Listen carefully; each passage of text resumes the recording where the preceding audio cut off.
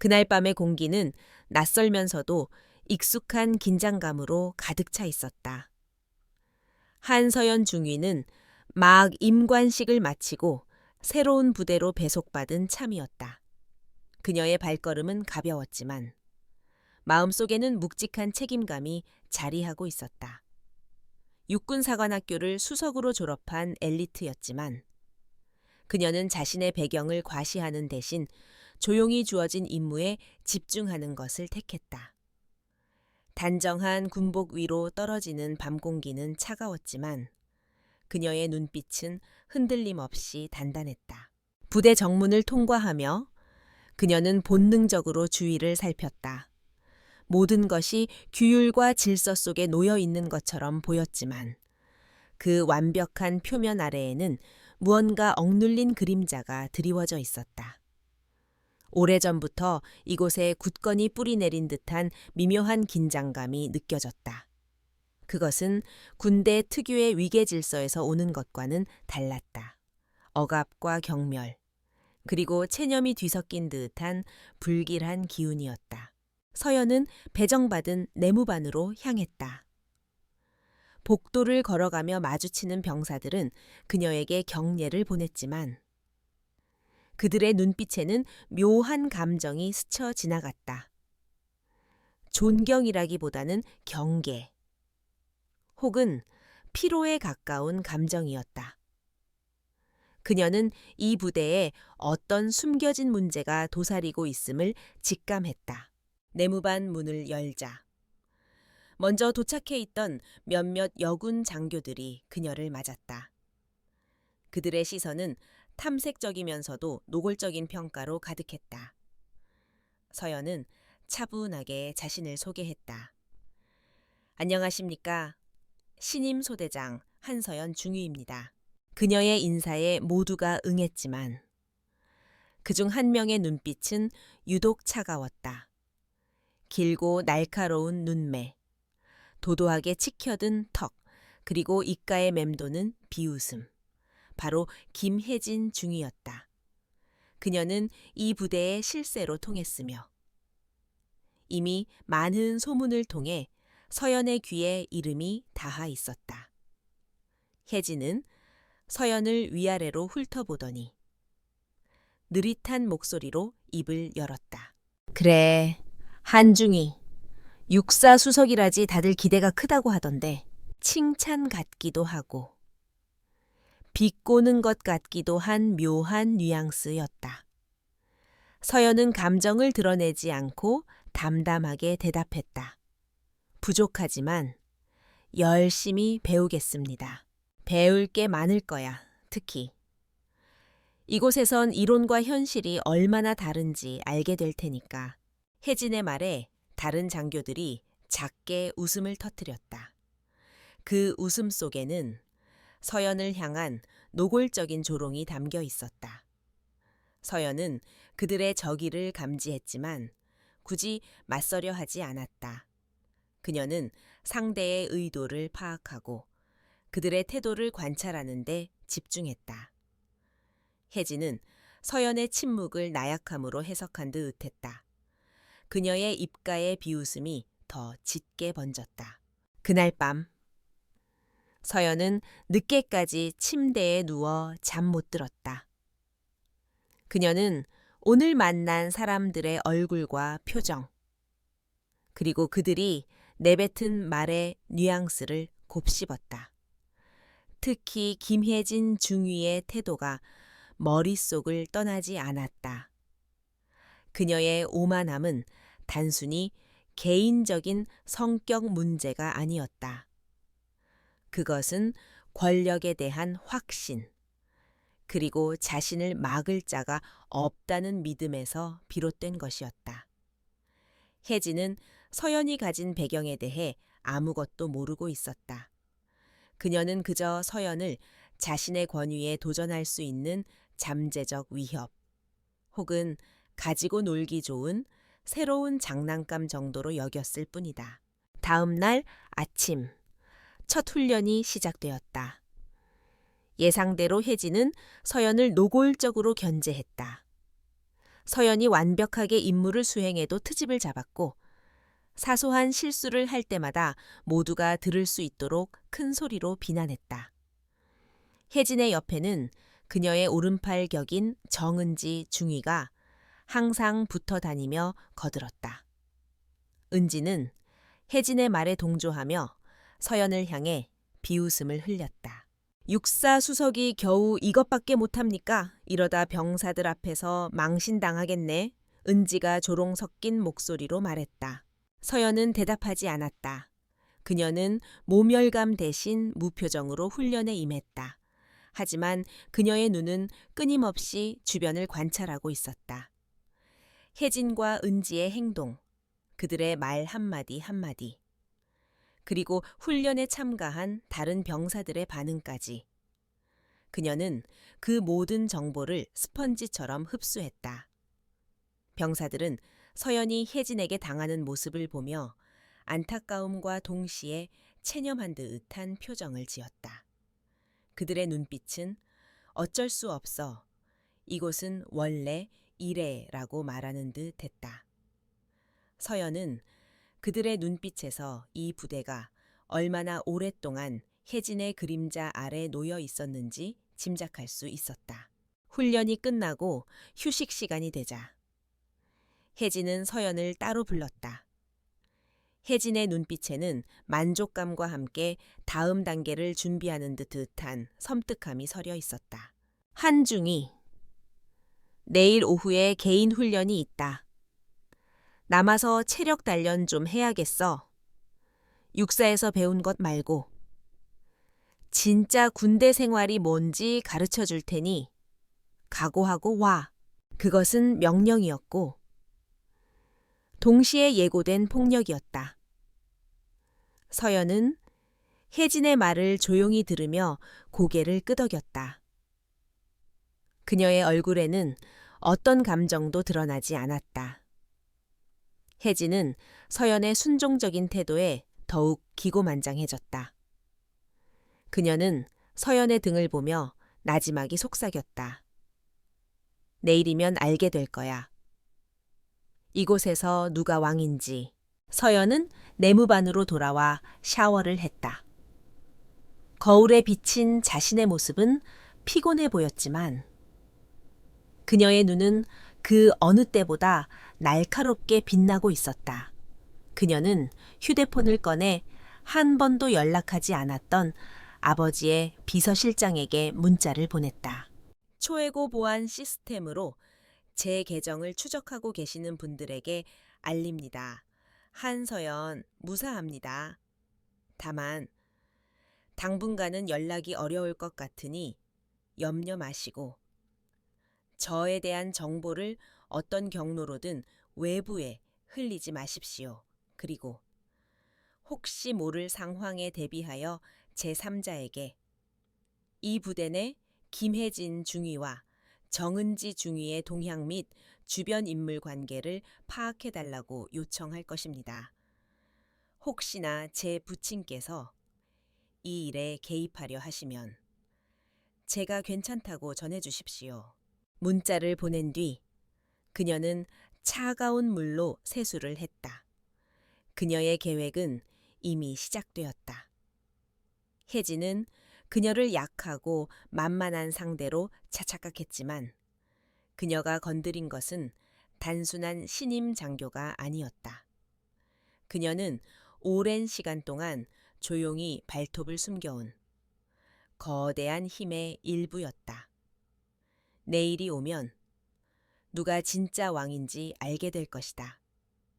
서연은 그렇게 생각하며 침대에 누웠다. 그러나 잠은 오지 않았다.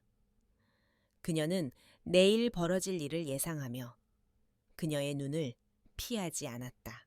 다음 날 오후 부대 내 훈련장 한쪽 구석에 위치한 작은 체육관은 무겁고 습한 공기로 가득 차 있었다.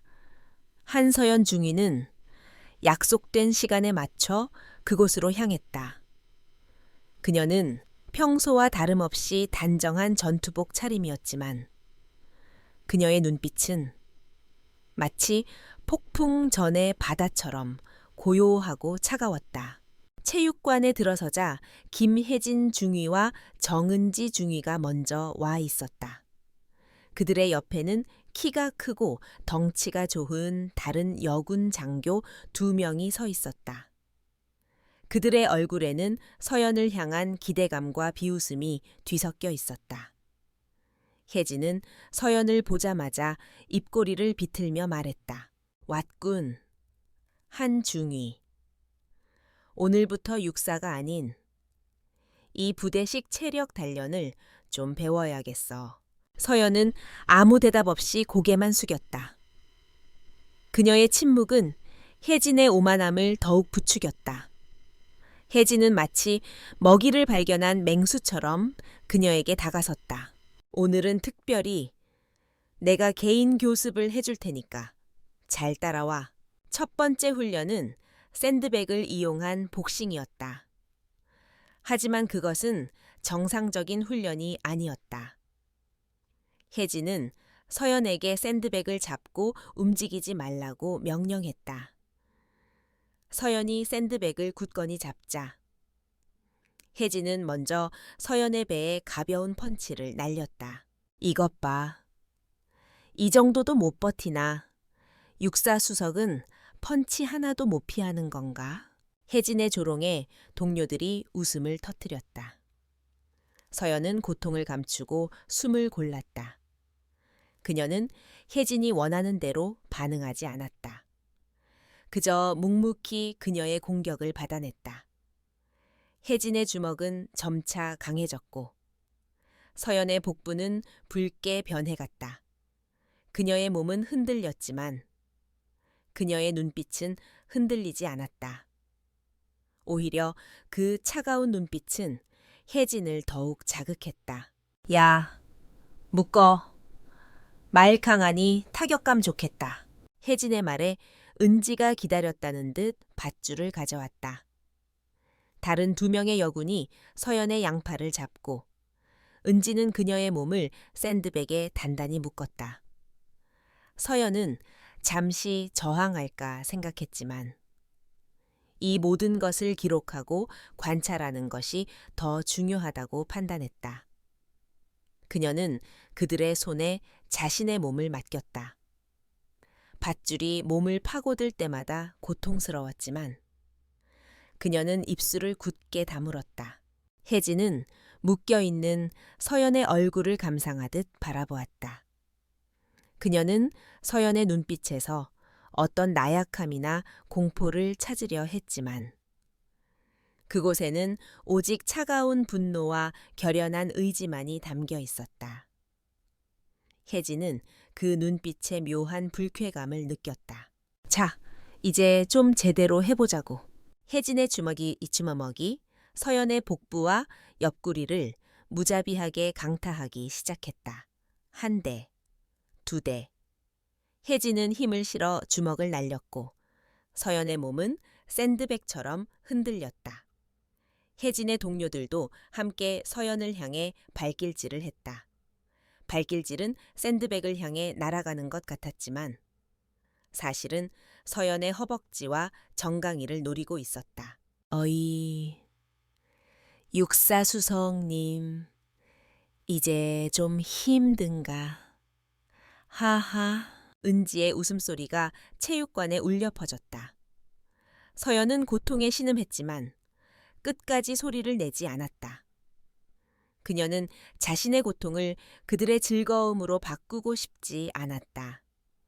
대신 그녀는 모든 타격의 강도와 위치를 기억했다.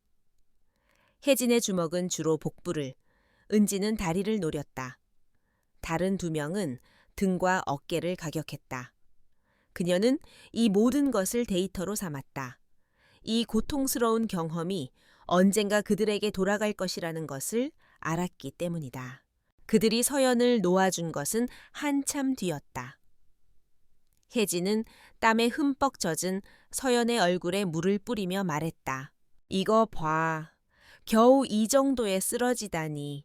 네가 진짜 우리 부대 소대장 자격이 있다고 생각하나? 서연은 천천히 몸을 일으켰다. 그녀의 온몸이 쑤셨고 복부에는 혜진의 주먹 자국이 선명하게 남아 있었다. 그녀는 고개를 들어 혜진의 눈을 똑바로 바라보았다. 서연의 눈빛은 여전히 고요했지만 그 깊은 곳에서는 무서운 불꽃이 일렁겼다. 기록해두겠습니다. 서연의 나지막한 목소리가 체육관에 울려 퍼졌다. 혜진은 서연의 말에 잠시 당황했지만 이내 크게 웃음을 터뜨렸다. 하하하하. 뭘 네가 맞은 횟수라도 기록할 건가 그래.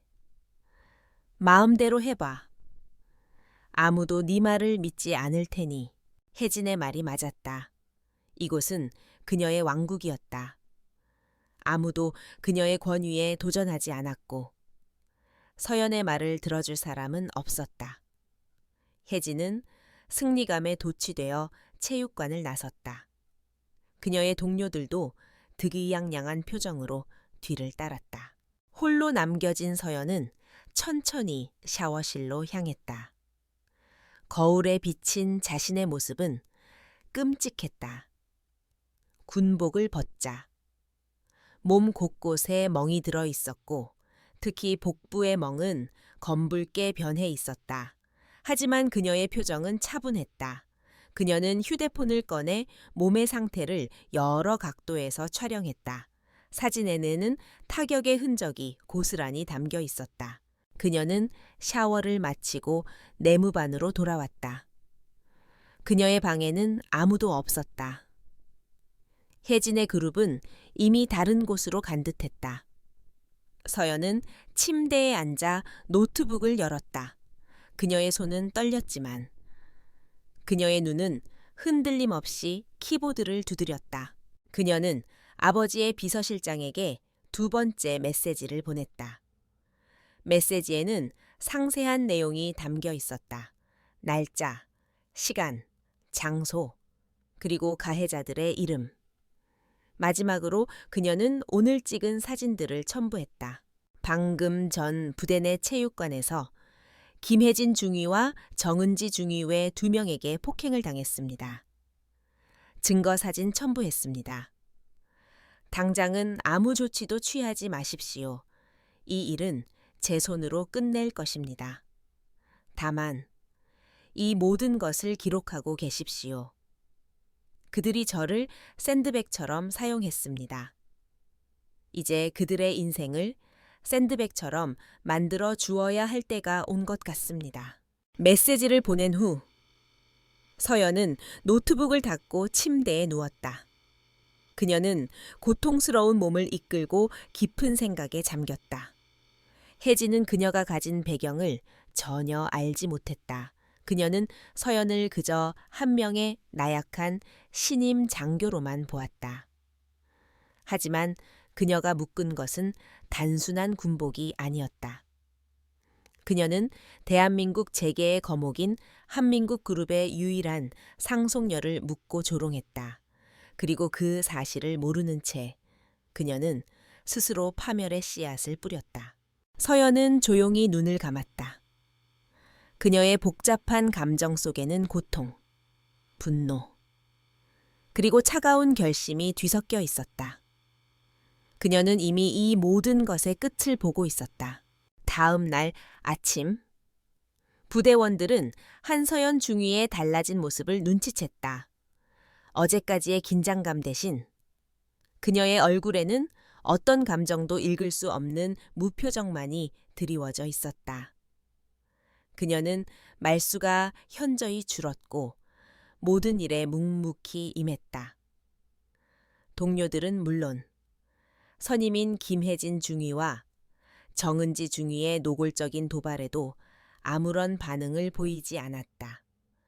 마치 투명 인간이 된 것처럼 그녀는 오직 자신의 임무에만 집중했다. 혜진은 서연의 이러한 태도에 처음에는 당혹스러워했다. 그녀는 서연이 어제 당한 모멸감에 분노하거나 최소한 위축될 것이라고 예상했다. 하지만 서연의 무감각한 반응은 그녀의 기대와는 달랐다. 혜진은 서연의 침묵을 나약함과 겁먹음으로 해석하며 그녀를 완전히 길들였다고 생각했다. 봐, 내가 뭘 했어. 저런 애들은 한 번 꺾어주면 알아서 기게 되어 있어. 혜진은 다른 동료 장교들에게 득의양양하게 말했다. 그녀의 그룹에 속한 사람들은 고개를 끄덕이며 동조했다. 그들은 자신들의 우월한 지위가 영원히 지속될 것이라고 굳게 믿고 있었다. 하지만 서연의 침묵은 항복이 아니었다. 그것은 철저한 관찰과 분석의 시간이었다. 그녀는 주변의 모든 것을 스펀지처럼 흡수했다. 그녀의 눈은 끊임없이 혜진과 그녀의 그룹을 쫓았다. 혜진이 누구와 주로 대화하는지, 어떤 명령을 내리는지, 심지어 그녀의 사소한 습관까지도 서연의 머릿속에 데이터로 저장되었다. 혜진의 그룹이 사용하는 은어, 그들만의 비밀스러운 신호, 그리고 밤늦게 몰래 만나는 사람들의 명단까지도 그녀는 조용히 수집했다. 서연은 또한 혜진의 과거를 파헤치기 시작했다. 그녀는 부대 내외의 인맥을 활용하여 혜진의 군 생활 기록과 가정 배경에 대한 정보를 모았다. 혜진의 아버지가 유력 정치인의 측근이라는 사실, 그리고 그녀가 그 배경을 이용해 여러 차례 문제를 무마했다는 소문들을 확인했다. 혜진의 권력이 단순한 군대 내 위계 질서에서 오는 것이 아니라 외부의 부패한 연결망에서 비롯되었음을 알게 된 것이다. 그러나 서연의 시선은 혜진에게만 머물지 않았다. 그녀는 이 부대의 다른 구성원들에게도 관심을 기울였다. 특히 혜진의 그룹에게 괴롭힘을 당했던 다른 병사들이나 혜진의 부당한 명령에 불만을 품고 있는 병사들을 조용히 지켜보았다. 그들의 눈빛에는 혜진에 대한 두려움과 함께 깊은 절망감이 서려 있었다. 어느 날 저녁, 서연은 식당에서 혼자 밥을 먹고 있었다.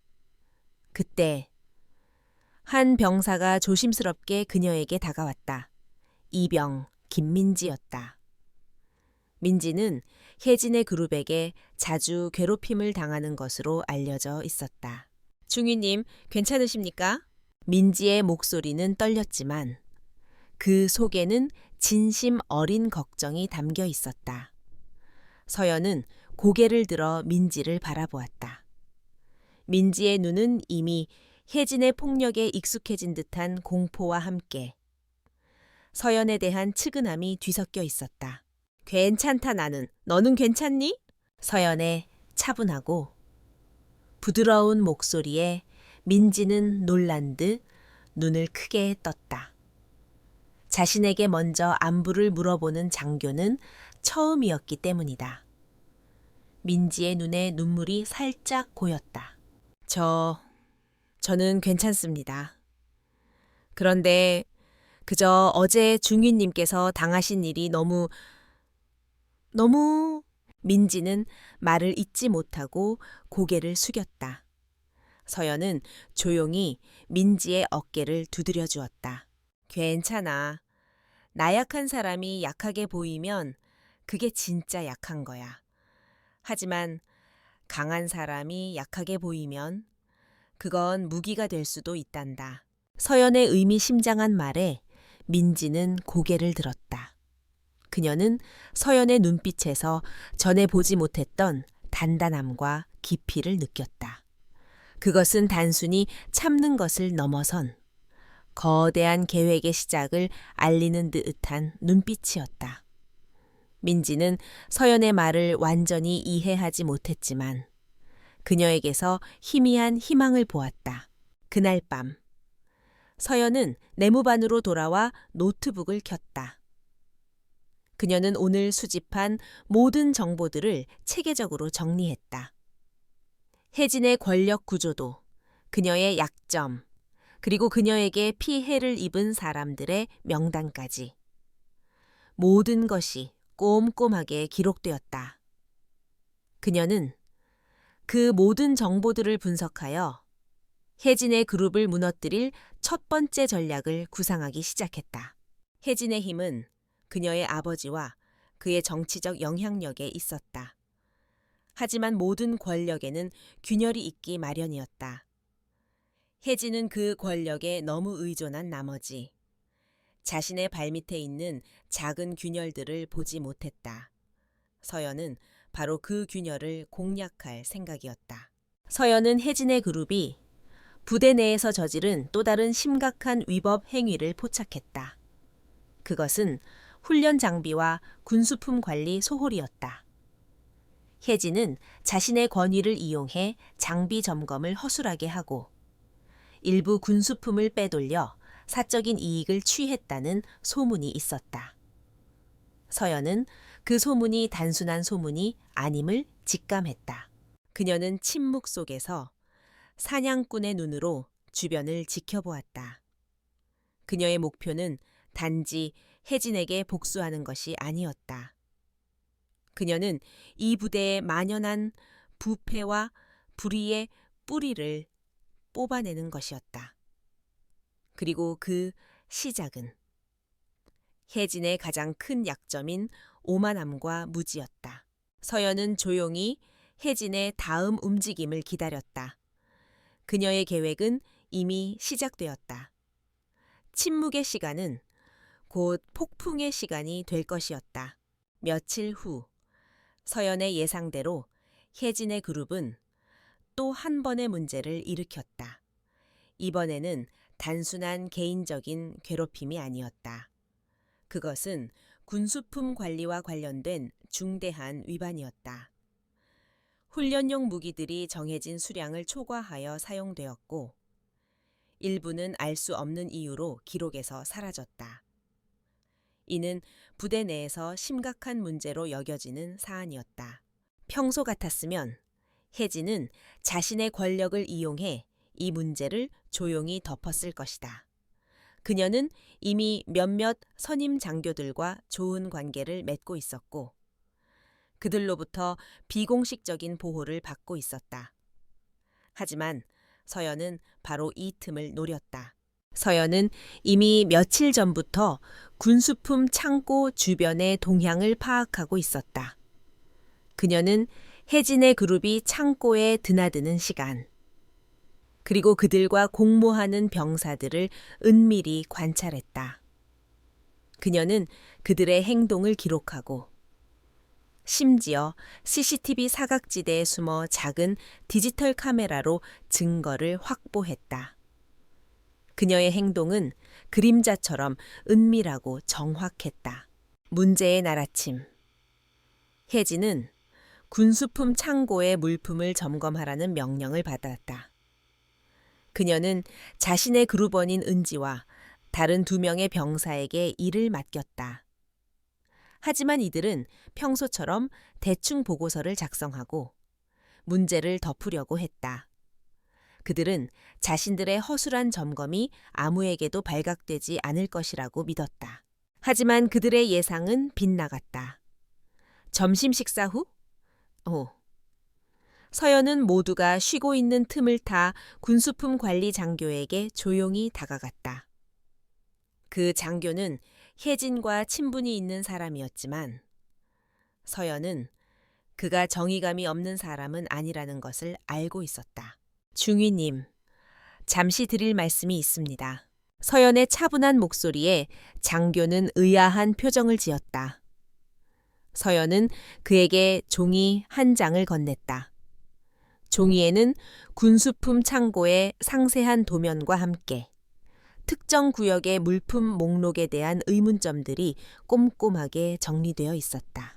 오늘 오전 점검 보고서와 실제 재고가 불일치하는 부분이 있는 것 같습니다.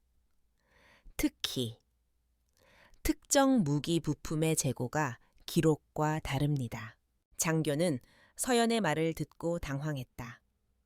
그는 혜진에게 받은 보고서가 완벽하다고 생각했기 때문이다. 그는 서연의 보고서를 믿지 못하고 직접 창고로 향했다. 서연은 멀리서 그를 지켜보았다. 창고에 도착한 장교는 서연이 지적한 부분들을 확인하기 시작했다. 처음에는 의심스러워했지만 이내 그의 얼굴은 점차 굳어졌다. 서연의 보고서는 틀리지 않았다. 실제로 몇몇 품목에 재고가 비어 있었고 기록은 허위로 작성되어 있었다. 장교의 눈빛은 경악과 함께 분노로 가득 찼다. 그는 곧장 이 문제를 상부에 보고했다. 이 일은 순식간에 부대 내에 퍼져나갔다. 갑작스러운 군수품 관리 제조사 명령이 떨어졌고 혜진의 그룹은 혼비백산했다. 혜진은 이 모든 일이 서연의 소행이라는 것을 직감했다. 그녀는 서연에게 다가가 분노에 찬 목소리로 속삭였다. 네가 꾸민 짓이야 감히 나한테 이래. 서연은 혜진의 노골적인 분노에도 흔들리지 않았다. 그녀는 차분한 눈빛으로 혜진을 바라보며 말했다. 무슨 말씀이신지 잘 모르겠습니다. 저는 제 임무를 수행했을 뿐입니다. 상부의 명령에 따라 보고서를 작성했고 그게 전부입니다. 서연의 능청스러운 태도에 혜진은 말을 잃었다. 그녀는 자신이 얼마나 오랫동안 서연을 무시하고 과소평가했는지 깨달았다. 서연은 더 이상 샌드백이 아니었다. 그녀는 조용히 혜진의 왕국을 흔드는 거대한 힘이었다. 혜진은 상황을 수습하려 안간힘을 썼다. 그녀는 자신의 배경을 이용해 문제를 덮으려 했지만 이미 사건은 걷잡을 수 없이 커진 뒤였다. 군수품 관리 소홀은 단순한 규율 위반이 아니었다. 그것은 군의 기밀과 직결된 문제였고 이는 곧바로 군사경찰의 조사로 이어졌다. 서연은 이 모든 과정을 조용히 지켜보았다. 그녀는 직접적으로 나서서 혜진을 공격하지 않았다. 대신 그녀는 톱니바퀴의 방향을 살짝 바꾸어 놓았을 뿐이었다. 그리고 그 작은 변화는 거대한 시스템의 역회전을 불러왔다. 군사경찰의 조사가 시작되자 혜진과 그녀의 그룹은 꼼짝없이 덫에 걸렸다. 그들은 허위 보고서를 작성한 혐의뿐만 아니라 오랫동안 저질러왔던 다른 문제들까지 밝혀질 위기에 처했다. 그들의 오만함이 그들을 공영에 빠뜨린 것이다. 밤이 되자 서연은 자신의 방에서 노트북을 열었다. 그녀는 오늘 있었던 일들을 상세하게 기록했다. 그녀는 혜진이 어떤 방식으로 문제를 덮으려 했는지, 그리고 군사경찰의 조사가 어떻게 진행되고 있는지까지도 꼼꼼하게 정리했다. 그녀는 문득 자신의 휴대폰을 바라보았다. 아버지의 비서실장에게서 답장이 와 있었다. 모든 것을 기록하고 있습니다. 아가씨의 판단에 맡기겠습니다. 서연은 옅은 미소를 지었다. 그녀의 아버지는 그녀를 전적으로 신뢰하고 있었다. 그는 자신의 딸이 얼마나 강하고 현명한 사람인지 알고 있었다. 서연은 혜진과 그녀의 그룹이 그녀를 샌드백으로 삼았을 때 이미 그들의 운명은 결정된 것이었다. 그들은 혜진의 아버지와 그의 권력이 자신들을 영원히 보호해 줄 것이라고 믿었지만 서연의 아버지는 그들의 상상조차 할 수 없는 거대한 존재였다. 서연은 아직 이 모든 것의 끝을 알리고 싶지 않았다. 그녀는 혜진이 더 많은 실수를 저지르도록 유도할 계획이었다. 이제 겨우 시작이었을 뿐이다. 서연은 자신의 첫 번째 방역이 성공했음을 확인하고 다음 단계를 준비했다. 군수품 관리 소홀 사건이 터지자 김혜진 중위와 그녀의 그룹은 극심한 불안감에 휩싸였다. 그들은 예상치 못한 반격에 당황했고 이 모든 일이 한서연 중위로부터 시작되었다는 것을 확신했다. 혜진의 오만함은 이제 공포로 변해가고 있었다. 그녀는 서연을 단순히 샌드백처럼 가지고 놀 수 있는 나약한 존재로만 여겼는데 이제 그 샌드백이 자신들에게 치명적인 한 방을 날리고 있었다. 혜진은 더 이상 군 내부의 인맥에만 의존할 수 없다는 것을 깨달았다. 그녀의 아버지는 정치적 영향력이 있었지만 군사경찰의 조사는 매우 신속하고 철저하게 진행되었다. 그녀는 자신의 미래가 한순간에 무너질 수도 있다는 공포에 휩싸였다. 어떻게든 전연을 제거해야 해. 이대로 가다간 우리 모두 끝장이야. 혜진은 정은지 중위와 다른 그룹원들을 모아놓고 분노에 찬 목소리로 말했다. 그들의 눈에는 서연을 향한 증오와 함께 자신들의 몰락에 대한 두려움이 가득했다. 그들은 더 이상 서연을 괴롭히는 것에 만족하지 않았다. 이제 그들의 목표는 서연을 군대에서 완전히 내쫓는 것이었다. 그들은 서연에게 누명을 씌울 계획을 세웠다. 가장 확실한 방법은 군사 기밀 유출 혐의를 뒤집어 씌우는 것이었다. 혜진은 자신의 아버지 인맥을 통해 외부의 한 해킹 그룹과 접촉했다. 그녀는 그들에게 서연의 컴퓨터에 악성 코드를 심고 군사 기밀로 위장된 가짜 파일을 업로드해 달라고 요청했다. 그리고 그 파일을 외부에 유출한 것처럼 조작하여 서연을 군사재판에 회부시킬 생각이었다. 이 계획은 혜진의 오만함과 무지함을 다시 한번 보여주는 것이었다. 그녀는 서연의 진짜 배경에 대해 아무것도 모르는 채 거대한 먹잇감을 상대로 덫을 놓으려 했다. 서연은 이미 자신의 모든 통신 장비에 최고 수준의 보안 시스템이 적용되어 있다는 것을 알고 있었지만 혜진의 움직임을 모두 지켜보고 있었다.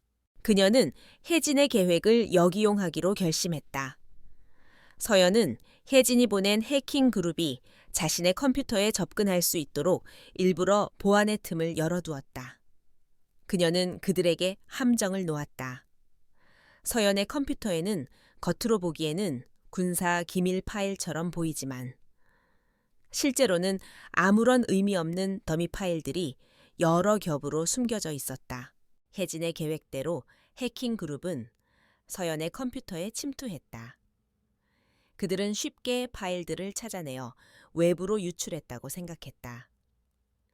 혜진은 이 증거를 가지고 곧바로 상관에게 달려갔다. 중위님, 한서연 중위가 군사 기밀을 유출한 것 같습니다. 제 컴퓨터를 통해 그녀의 수상한 활동을 포착했습니다. 혜진은 증거라며 몇 개의 캡처 화면과 파일을 내밀었다. 상관은 혜진의 보고에 놀랐지만 동시에 의심의 눈초리로 그녀를 바라보았다. 혜진과 서연 사이의 갈등은 이미 부대 내에서 공공연한 비밀이었기 때문이다. 상관은 이 문제를 서둘러 군사경찰에 보고했다. 한편 서연은 혜진의 움직임을 모두 예측하고 있었다. 혜진이 상관에게 보고하는 순간 그녀는 자신의 휴대폰으로 아버지의 비서실장에게 메시지를 보냈다. 김혜진 중위가 저를 군사 기밀 유출 혐의로 모함하려 합니다. 곧 제 컴퓨터에 대한 조사가 시작될 것입니다. 김혜진 중위의 컴퓨터와 그녀가 접촉한 외부 해킹 그룹에 대한 모든 정보를 조사할 수 있도록 준비해 주십시오. 놈들이 판덫에 놈들이 스스로 걸려들게 해야 합니다. 서연의 지시는 간결하고 정확했다. 그녀의 뒤에 있는 거대한 그림자는 그녀의 명령에 따라 즉각적으로 움직였다. 비서실장은 즉시 사이버 보안 전문가들로 구성된 팀을 꾸려 혜진이 접촉한 해킹 그룹을 추적하기 시작했다. 이 팀은 대한민국 최고의 전문가들로 이루어져 있었고 그들의 기술력은 혜진이 고용한 해킹 그룹과는 비교할 수 없을 정도로 월등했다. 군사 경찰이 서연의 컴퓨터를 압수수색했을 때 그들은 혜진이 제공한 파일들을 발견했다. 그러나 파일들은 암호화가 풀리지 않았고 조작된 흔적들이 곳곳에서 발견되었다. 군사경찰은 파일을 분석하며 의문을 품기 시작했다. 왜 이 파일들이 이렇게 허술하게 만들어졌는가? 바로 그때 서연의 아버지 팀이 활동을 시작했다. 그들은 혜진의 컴퓨터에서 해킹 그룹과 주고받은 모든 메시지 기록과 거래 내역을 확보했다. 그들은 또한 혜진이 접촉한 해킹 그룹의 신원을 모두 파악하고 그들의 서버에 침투하여 혜진의 지시를 증명하는 결정적인 증거들을 찾아냈다.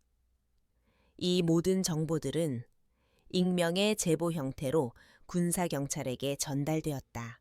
상황은 180도 역전되었다. 군사경찰은 서연이 아닌 혜진과 그녀의 그룹을 의심하기 시작했다. 그들은 서연의 컴퓨터에 대한 수사를 중단하고 혜진과 그녀의 그룹을 긴급 소환했다. 혜진은 자신이 완벽한 계획을 세웠다고 믿었지만 그녀는 자신이 감당할 수 없는 거대한 힘을 상대로 싸우고 있었다는 사실을 뒤늦게 깨달았다. 그녀가 파놓은 덫은 이제 그녀의 목을 조이는 올가미가 되었다. 서연은 조용히 이 모든 과정을 지켜보았다. 그녀의 얼굴에는 어떤 감정도 드러나지 않았다. 그녀는 이미 이 게임의 승패를 알고 있었다. 그녀는 혜진의 다음 움직임을 예상하며 차가운 눈빛으로 밤하늘을 응시했다. 김혜진 중위와 그녀의 그룹은 군사경찰의 긴급 소환 명령을 받자마자 혼란에 빠졌다. 그들은 자신들이 꾸민 함정에 서연이 걸려들었으리라 확신했지만 상황은 정반대로 흘러가고 있었다. 혜진은 신문을 받는 내내 억울함을 호소했지만 군사경찰은 이미 그녀가 해킹 그룹과 주고받은 메시지 그리고 가짜 기밀 파일을 조작한 증거를 모두 확보한 상태였다. 김혜진 중위. 당신이 한서연 중위를 모함하기 위해 외부 해킹 그룹의 군사망 접속을 시도하게 한 사실을 인정합니까? 신문관의 날카로운 질문에 혜진은 아무 말도 하지 못했다. 그녀의 얼굴은 창백하게 질렸고 그녀의 옆에 앉아있던 정은지 중위와 다른 2명의 그룹원들도 공포에 질려 있었다. 그들은 자신들의 계획이 이렇게 완벽하게 역전될 것이라고는 상상조차 하지 못했다. 혜진의 아버지. 유력 정치인인 김 의원도 사태의 심각성을 인지하고 즉각 개입하려 했다. 그는 군 고위 관계자들에게 전화를 걸어 압력을 가했지만 돌아온 대답은 냉랭했다. 죄송하지만 이번 사건은 단순히 개인적인 사안이 아닙니다. 군사 기밀 유출을 시도한 심각한 사건으로 이미 고위사령부의 지시가 내려왔습니다. 그 누구도 이 사건에 개입할 수 없습니다. 김 의원은 그제야 무언가 잘못되었음을 깨달았다. 보통 이런 사소한 사건은 자신의 힘으로 충분히 해결할 수 있었지만 이번에는 달랐다. 마치 보이지 않는 거대한 손이 이 사건을 조종하고 있는 듯한 느낌이었다. 그는 서연의 배경에 대해 다시 한번 조사할 것을 비서에게 지시했다. 한편 서연은 이 모든 상황을 멀리서 조용히 지켜보았다. 그녀는 자신의 방에서 노트북으로 아버지의 비서실장으로부터 전달받은 실시간 보고서를 확인하고 있었다. 보고서에는 혜진과 그녀의 아버지가 얼마나 필사적으로 상황을 수습하려 하는지, 그리고 그들의 시도가 어떻게 무위로 돌아가고 있는지 상세하게 기록되어 있었다. 혜진의 계획이 무산되면서 그녀의 그룹이 저질렀던 다른 위법 행위들도 하나둘씩 수면 위로 떠오르기 시작했다. 군사경찰의 조사는 군수품 관리 소홀을 넘어 부대 내 장비의 불법적인 사적 사용, 그리고 일부 장교들과 결탁한 비리까지 확대되었다. 혜진의 아버지가 정치적 영향력을 이용해 이 비리에 개입했다는 사실도 밝혀졌다.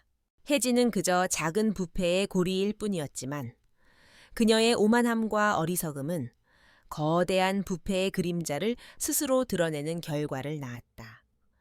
그녀는 자신이 파놓은 덫에 걸려들었을 뿐만 아니라 그 덫이 연결된 더 큰 시스템의 일부를 스스로 부수고 있었다.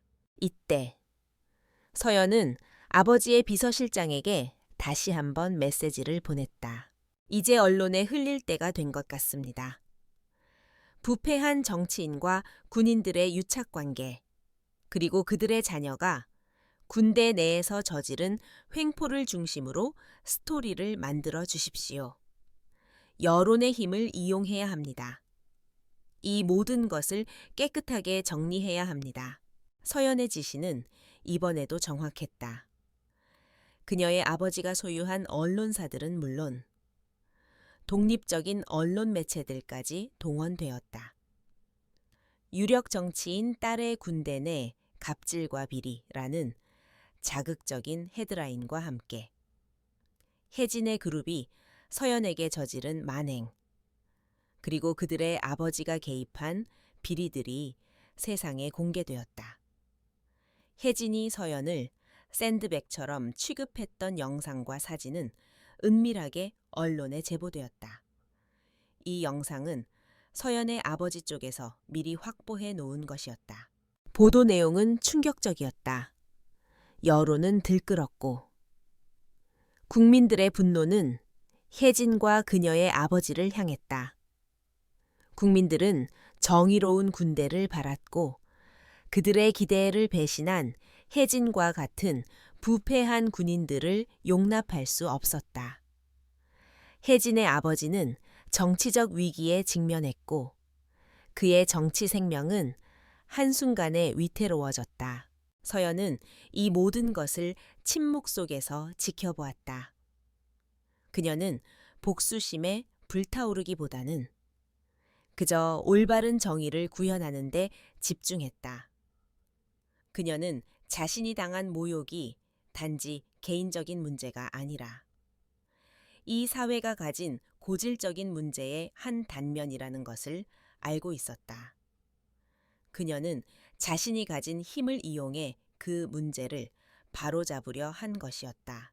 군사경찰의 조사는 계속해서 혜진과 그녀의 아버지를 옥죄어 왔다. 그들은 이제 더 이상 도망갈 곳이 없었다. 혜진은 자신의 오만함이 불러온 결과에 경악했지만 이미 때는 늦었다. 그녀는 자신이 감당할 수 없는 거대한 존재의 발톱을 건드렸던 것이다. 서연은 밤하늘을 바라보며 깊은 숨을 내쉬었다. 그녀는 복수의 톱니바퀴를 돌리는데 성공했다. 이제 남은 것은 그 톱니바퀴가 어떻게 끝까지 굴러가는지 지켜보는 것뿐이었다.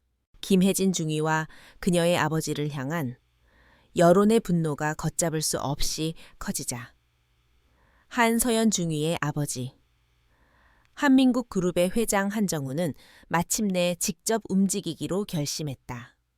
그는 딸이 스스로 이 문제를 해결하도록 인내심을 갖고 기다렸지만 이제는 판을 완전히 정리할 때가 되었다고 판단했다. 혜진의 아버지는 자신의 정치적 영향력을 이용해 사태를 무마하려 했지만 한정우 회장의 존재에 비하면 그것은 초라하기 그지없었다. 회장실의 묵직한 공기 속에서 한정우 회장은 비서실장에게 조용히 지시를 내렸다. 이 일, 더 이상 길게 끌 필요 없다. 울프를 보내 김혜진이라는 아이가 누구를 건드렸는지, 그리고 그 아이의 아버지가 얼마나 어리석었는지 확실하게 보여줘. 그가 언급한 울프는 한정우 회장의 최측근이자 한민국 그룹의 모든 은밀한 일들을 처리하는 그림자 같은 존재였다. 그의 본명은 이지훈이었지만 그의 무자비하고 신속한 일 처리 방식 때문에 사람들은 그를 울프라고 불렀다. 울프는 회장의 지시를 받자마자 움직이기 시작했다. 그의 목표는 단순했다.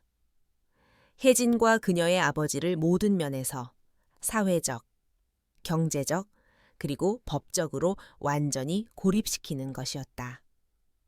그는 먼저 혜진의 아버지가 연루된 모든 정치적 비리들을 파헤쳤다. 울프가 이끄는 팀은 밤낮을 가리지 않고 김 의원의 자금 흐름과 그가 접촉한 모든 사람들의 관계를 분석했다. 그들의 능력은 국가정보기관에 그것을 능가했다. 불과 며칠 만에 김 의원과 연루된 여러 기업들의 불법적인 거래 내역, 비자금 조성 과정, 그리고 군부 고위 관계자들에게 제공한 뇌물 목록이 낱낱이 밝혀졌다. 울프는 이 모든 증거들을 모아 가장 영향력 있는 언론사의 익명으로 제보했다. 충격 유력 정치인, 대규모 군납 비리 연루 의혹, 김 의원. 딸의 군대 내 갑질 뒤에 숨겨진 추악한 거래 드러나 연일 터져 나오는 특종 보도에 대한민국은 발칵 뒤집혔다.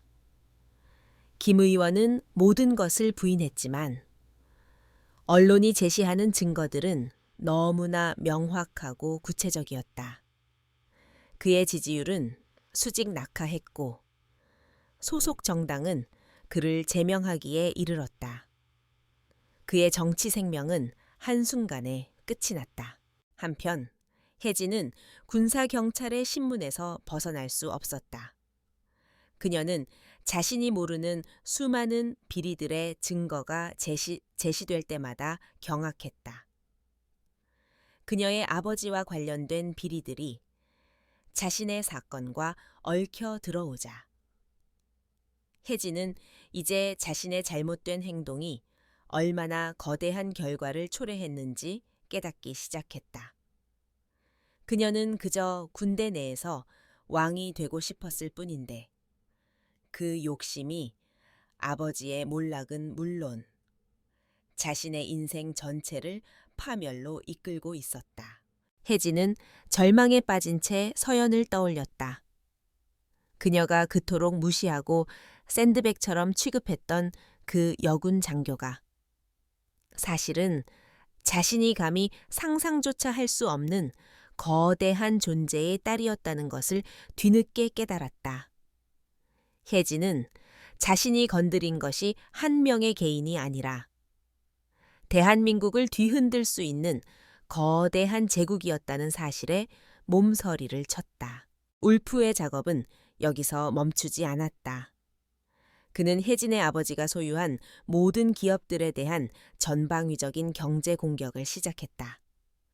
한민국 그룹의 계열사들을 동원하여 그들의 주가를 폭락시키고 그들이 진행하던 모든 사업 프로젝트에 대해 방해 공작을 펼쳐왔다. 그 결과 김 의원의 기업들은 파산 직전까지 내몰렸다. 이 모든 과정은 마치 거대한 체스판 위에서 벌어지는 냉정하고 무자비한 게임과 같았다. 한정우 회장은 딸이 스스로 해결할 수 있는 기회를 주었지만 상대방이 선을 넘자 그는 망설임 없이 모든 것을 파괴할 준비가 되어 있었다. 서연은 이 모든 것을 지켜보며 아무런 감정도 드러내지 않았다. 그녀는 자신의 복수가 사적인 감정에서 비롯된 것이 아니라 부패하고 오만한 권력이 어떻게 스스로 무너지는지를 보여주는 정의의 실현이라는 것을 알고 있었다. 그녀는 혜진에게 직접적으로 복수하지 않았다. 대신 그녀는 혜진의 오만함과 무지가 혜진 자신과 그녀의 가족을 파멸로 이끌도록 유도했다.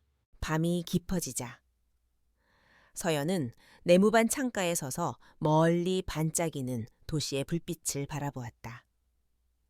그녀의 눈빛은 여전히 고요하고 차분했지만 그 속에는 이제 더 이상 슬픔이나 분노가 없었다. 오직 확고한 결의만이 남아 있었다.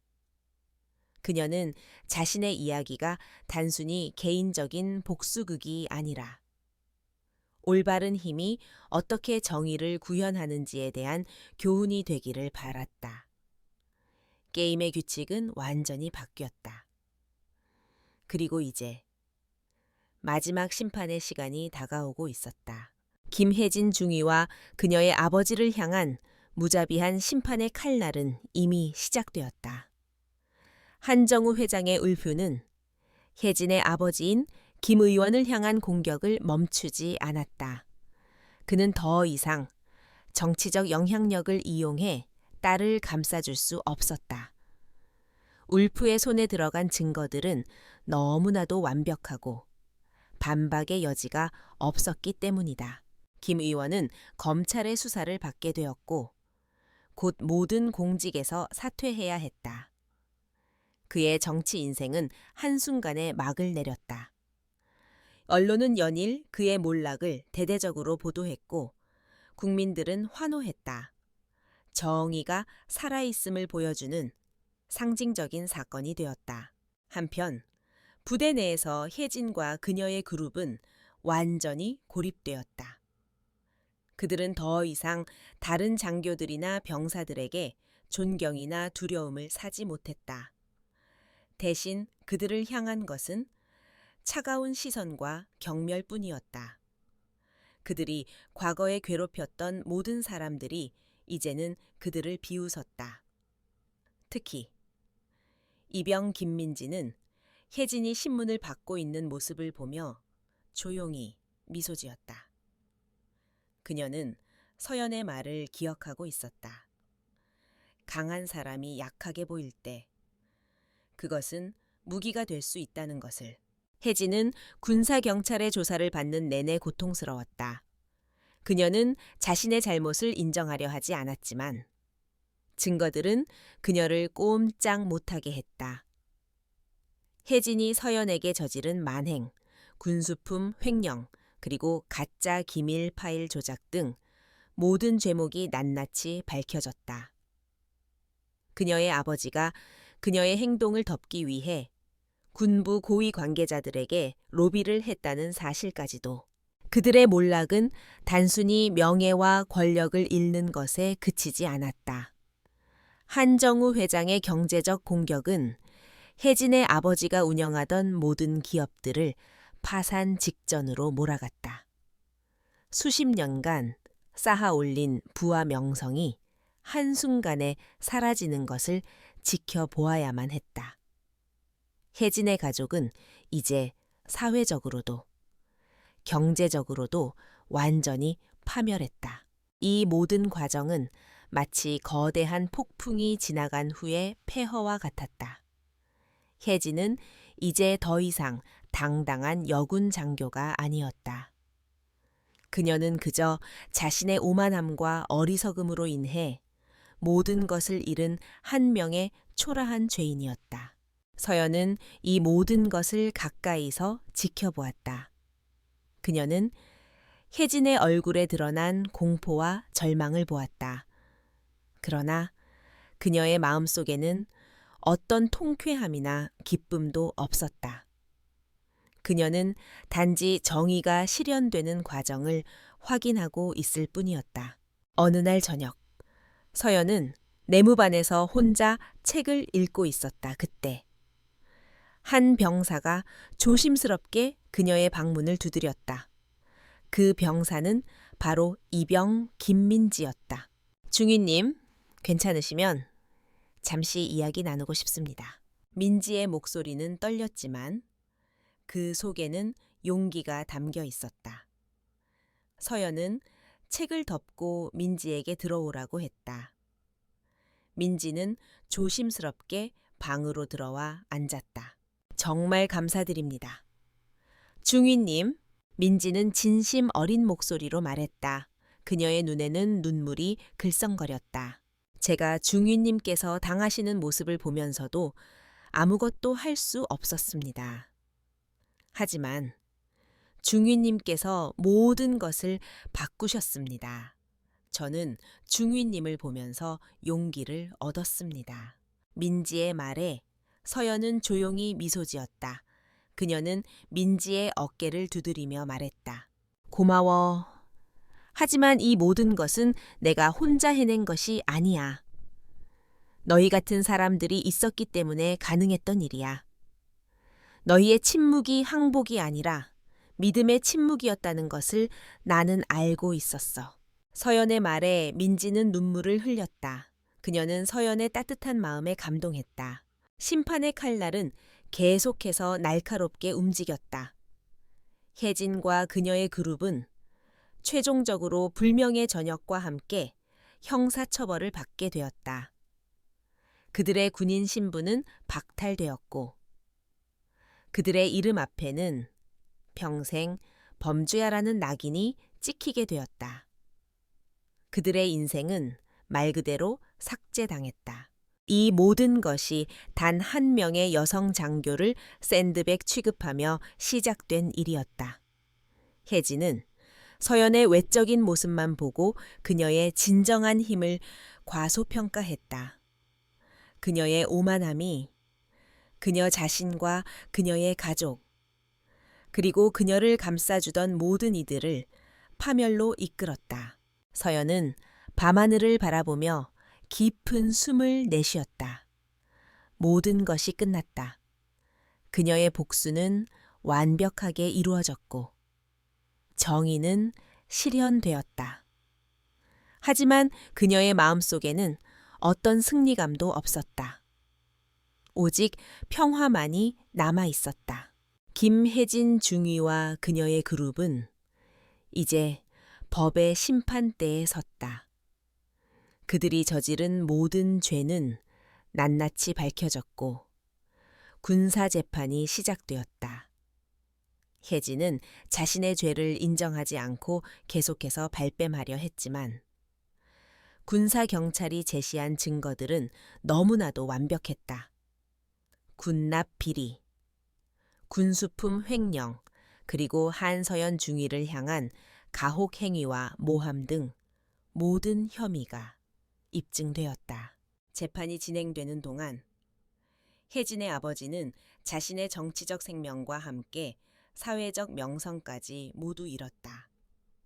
검찰의 수사는 그의 모든 불법 행위를 파헤쳤고 그는 결국 구속되었다.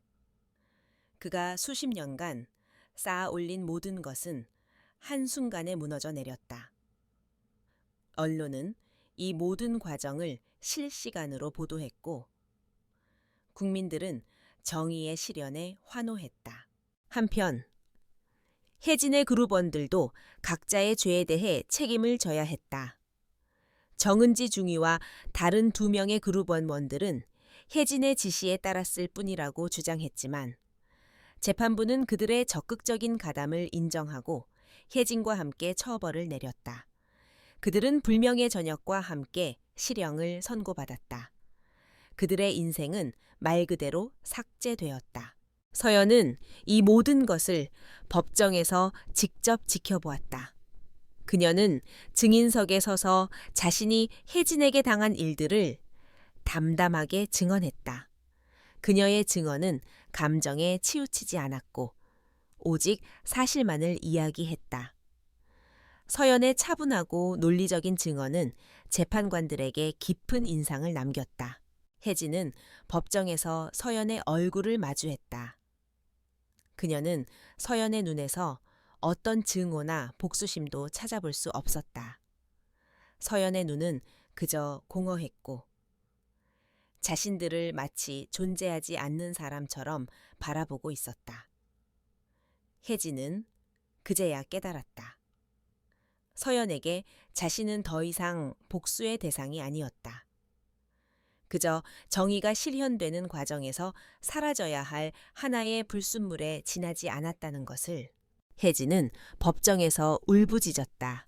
그녀는 자신의 인생이 한순간에 무너진 것에 대해 절규했다. 그녀는 서연에게 용서를 구하려 했지만 이미 때는 늦었다. 서연은 그녀의 절규를 무시하고 차갑게 돌아서 법정을 떠났다. 이 모든 사건이 끝난 후 서연은 부대에서 많은 사람들의 존경을 받게 되었다. 그녀는 더 이상 신임 장교가 아니었다. 그녀는 정의를 위해 싸운 영웅이었다.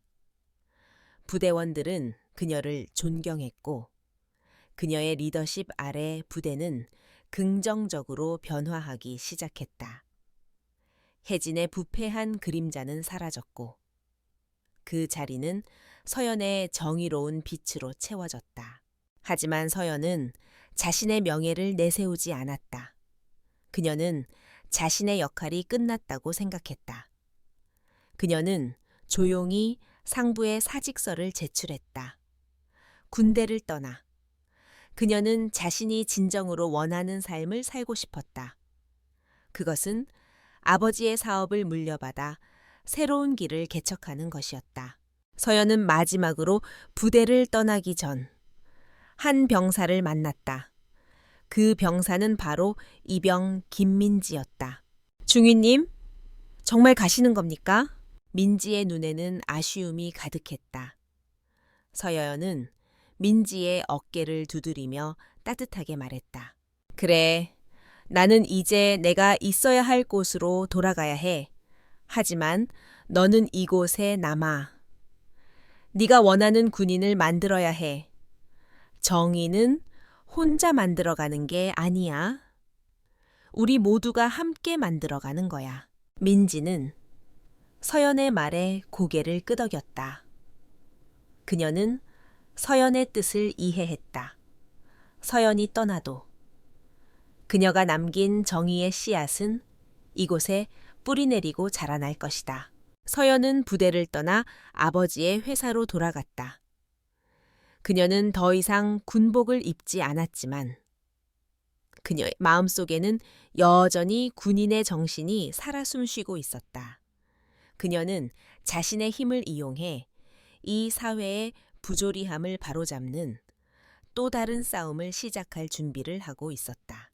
혜진의 몰락 이후 부대에는 서서히 새로운 바람이 불기 시작했다. 한서연 중위가 남긴 정의의 씨앗은 뿌리를 내리고 싹을 틔웠다.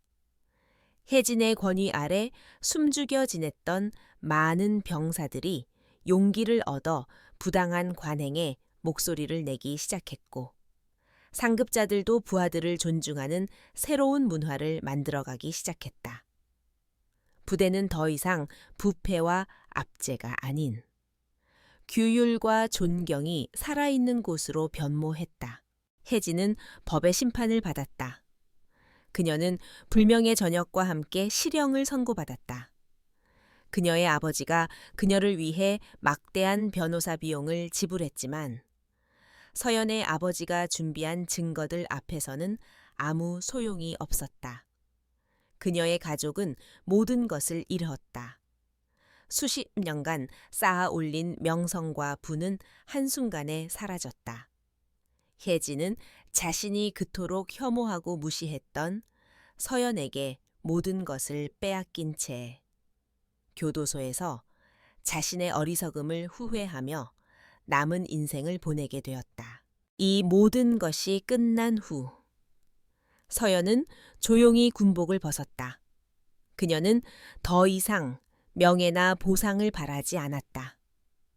그녀는 자신의 역할이 끝났다고 생각했다. 그녀는 군대를 떠나 아버지의 회사로 돌아왔다. 그녀는 한민국 그룹의 유일한 상속녀로서 새로운 삶을 시작했다.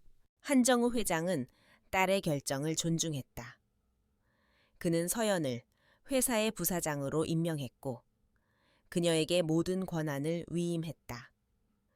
서연은 군대에서 배운 전략과 리더십을 바탕으로 회사를 이끌기 시작했다. 그녀는 회사를 더욱 투명하고 공정하게 운영하며 사회적 책임을 다하는 기업으로 탈바꿈시켰다. 서연은 어느 날 밤 아버지와 함께 식사를 했다. 그 자리에서 아버지는 서연에게 물었다. 그 아이들 모두 없애버린 것에 대해 후회하지 않니? 서연은 고개를 저었다. 그녀의 눈빛은 흔들림 없이 단단했다. 아니요, 아버지. 저는 그저 그들이 한 일에 대해 정당한 대가를 치르게 했을 뿐입니다. 그들이 제게 한 행동은 단지 저 개인에 대한 것이 아니라 올바른 시스템을 파괴하는 것이었습니다.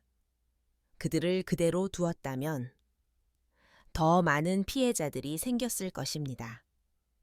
저는 그저 그들이 한 행동의 무게를 느끼게 해주고 싶었을 뿐입니다. 아버지는 서연의 말에 만족한 듯 미소를 지었다. 그는 자신의 딸이 얼마나 강하고 현명한 사람인지 다시 한번 깨달았다. 서연은 더 이상 아버지의 보호 아래 있는 연약한 공주가 아니었다. 그녀는 자신의 힘으로 정의를 실현하고 세상을 더 나은 곳으로 만들 수 있는 진정한 리더였다. 세월이 흘렀다. 한서연 부사장은 한민국 그룹을 이끌고 세계적인 기업으로 성장시켰다. 그녀는 군 복무 시절의 경험을 잊지 않았다. 그녀는 회사 내에 여성 인력을 위한 특별한 지원 시스템을 구축했고, 직장 내 괴롭힘을 근절하기 위한 강력한 규율을 만들었다. 그녀는 자신이 당했던 불의를 다른 누구도 겪지 않도록 하기 위해 노력했다. 어느 날 저녁, 서연은 자신의 사무실 창가에 서서 야경을 바라보았다. 그녀의 눈에는 과거의 기억들이 스쳐 지나갔다. 혜진이 그녀를 샌드백에 묶고 조롱했던 날, 그녀의 몸에 새겨졌던 멍자국, 그리고 그녀가 복수를 다짐했던 순간들. 그 모든 것이 이제는 아득한 추억이 되었다.